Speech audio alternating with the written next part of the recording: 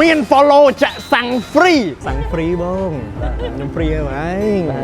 យសុំជើងបងចោះលើម៉ូតូវាយទៅតបងមាន follow ខ្ញុំហ៎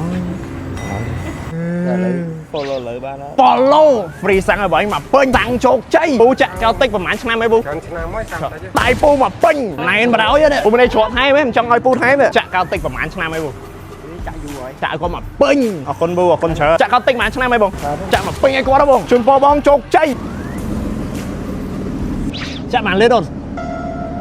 ចាក់30 លីត្រ សួរសិនមាន follow អត់ អូ follow មើលសិនអូ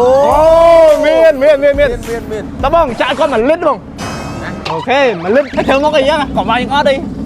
អត់ចាក់តាមបានសោះ អូដៃភ្នែកខ្ញុំចាក់ឲ្យខ្ញុំម្ដងចង់ថា BMW i8 ចាក់មកពេញអស់ប្រមាណទៅមើលបងប្អូននេះនេះសាំងខ្ញុំគឺសល់តែប៉ុណ្្នេះទេបាទទីមកថាឡានហ្នឹងចាក់អស់ប្រមាណបើទីត្រូវឈ្នះលុយ$10 90ដុល្លារ ដល់ទេខំ50 30ដុល្លារ 48